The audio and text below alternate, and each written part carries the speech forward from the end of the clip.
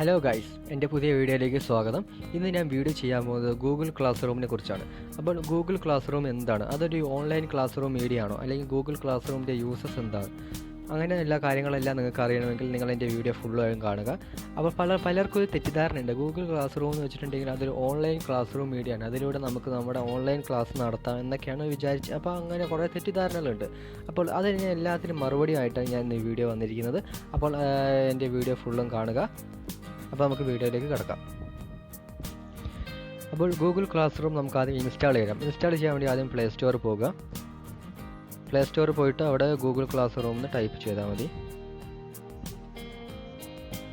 Google class room എന്നിട്ട് search കൊടുക്കുമ്പോൾ അപ്പോൾ തന്നെ നിങ്ങൾക്ക് ഇവിടെ ഗൂഗിൾ ക്ലാസ് റൂം കിട്ടും. അപ്പോൾ ഞാനിത് ഓൾറെഡി ഇൻസ്റ്റാൾ ചെയ്ത് വെച്ച ആപ്പാണ്. അപ്പോൾ അതുകൊണ്ട് ഞാനിത് ഇൻസ്റ്റാൾ ചെയ്യുന്നില്ല. എനിക്കൊരു അപ്ഡേഷൻ വന്നിട്ട് അപ്ഡേറ്റ് ചെയ്യാം. പുതിയ എന്തെങ്കിലും ഫീച്ചേഴ്സ് ഉണ്ടാവും. അപ്പോൾ അപ്ഡേറ്റ് ചെയ്യാൻ വരെ നമുക്ക് വെയിറ്റ് ചെയ്യാം. അപ്പോൾ എൻ്റെ ഗൂഗിൾ ക്ലാസ് റൂം ഇവിടെ അപ്ഡേറ്റ് ആയിട്ടുണ്ട്. അപ്പോൾ നിങ്ങൾ ഗൂഗിൾ ക്ലാസ് റൂം ഇൻസ്റ്റാൾ ചെയ്തിട്ടുണ്ടെങ്കിൽ നിങ്ങളത് ആദ്യം ഇൻസ്റ്റാൾ ചെയ്യുക. അപ്പോൾ ഞാനത് ഓപ്പൺ കൊടുക്കുകയാണ്. ഓപ്പൺ.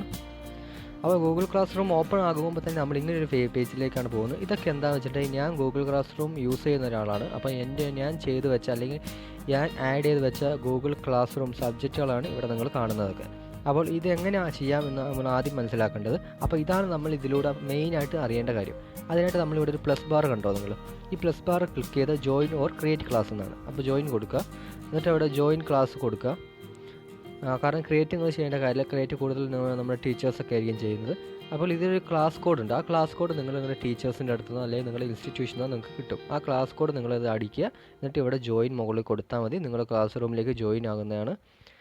അതാണ് മെയിനായിട്ട് ചെയ്യുന്നത്. അത് ഇതിൽ ചെയ്യാനുള്ളൂ. പിന്നെ നിങ്ങൾ ഓരോരോ ക്ലാസ് റൂം, പിന്നെ ഇതിൻ്റെ യൂസസ് എന്താ പറയുക. ഗൂഗിൾ ക്ലാസ് റൂം എന്തിനാണ് യൂസ് ചെയ്യുന്നത് വെച്ചിട്ടുണ്ടെങ്കിൽ നിങ്ങൾക്ക് എന്തെങ്കിലും അസൈൻമെൻറ്റ് തരിക, അല്ലെങ്കിൽ നിങ്ങൾക്ക് എന്തെങ്കിലും വർക്ക് തരിക, അങ്ങനെയുള്ള കാര്യങ്ങൾ, അല്ലെങ്കിൽ നിങ്ങൾക്ക് മറ്റ് PDF ആയിട്ട് നിങ്ങൾക്ക് പല ടോപ്പിക്കുകൾ എടുത്തു തരിക, അങ്ങനെയുള്ള കാര്യങ്ങൾക്കാണ് ഗൂഗിൾ ക്ലാസ് റൂം മെയിനായിട്ട് യൂസ് ചെയ്യുന്നത്. അപ്പോൾ ഞാൻ ഗൂഗിൾ ക്ലാസ് റൂമിലെ ഒരു ക്ലാസ്സിലേക്ക് പോവുകയാണ്. അപ്പോൾ കണ്ടോ, അപ്പോൾ ഇതൊക്കെ എൻ്റെ ടീച്ചേഴ്സ് എനിക്ക് തന്നെ വർക്ക്സാണ്. അപ്പോൾ ഈ വർക്ക് ഇവിടെ താഴെ ക്ലാസ് റൂം വർക്ക്സ് എന്ന് പറയുന്നുണ്ട്. അവിടെ ക്ലിക്ക് ചെയ്താൽ ആ വർക്കുകളെല്ലാം നമുക്ക് അവിടെ ആയിട്ട് കാണാൻ സാധിക്കും. അപ്പോൾ ഇതിപ്പോൾ കുറച്ച് വർക്കായതുകൊണ്ടാണ് ഇത് നമുക്ക് എളുപ്പത്തിൽ നമുക്ക് സോർട്ട് ചെയ്തെടുക്കാൻ സാധിക്കും. ഒരുപാട് വർക്ക് ചെയ്തിട്ട് നമുക്ക് ഇതിൽ വന്ന് ഇത് ക്ലിക്ക് ചെയ്ത് നോക്കിയാൽ അറിയാം. പിന്നെ നമ്മുടെ ക്ലാസ്മേറ്റ്സിൽ ആരൊക്കെയാണ് നമ്മൾ ഈ സൈഡിലെ പീപ്പിൾസിൽ ക്ലിക്ക് ചെയ്താൽ കണ്ടോ, നിങ്ങളുടെ ക്ലാസ്മേറ്റ്സ് ആരൊക്കെയാണ് എന്നൊക്കെ ഇങ്ങനെ അറിയാൻ സാധിക്കും. അതിൻ്റെ മുകളിൽ ടീച്ചേഴ്സിൻ്റെ ലിസ്റ്റ് ഉണ്ട്. ടീച്ചേഴ്സ്, അതിനുശേഷം ക്ലാസ്മേറ്റുകൾ ആഡ് ചെയ്യും. അങ്ങനെയുള്ള കാര്യങ്ങളൊക്കെ നിങ്ങൾക്ക് ഗൂഗിൾ ക്ലാസ് റൂമിലൂടെ അറിയാൻ സാധിക്കും. അപ്പോൾ ഇതിന് വേണ്ടിയാണ് മെയിനായിട്ട് ഈ Google class room Google introduce ചെയ്തിരിക്കുന്നത്.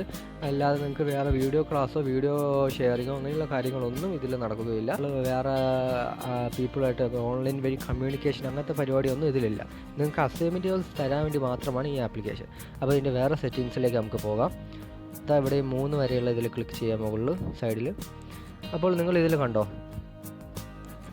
അപ്പോൾ ഇതിൽ നിങ്ങൾക്കിവിടെ കാണാം എൻറോൾഡിൻ്റെ താഴെ ഇതൊക്കെ ഞാൻ ആഡ് ചെയ്ത് വെച്ച എൻ്റെ ക്ലാസ്സസാണ്.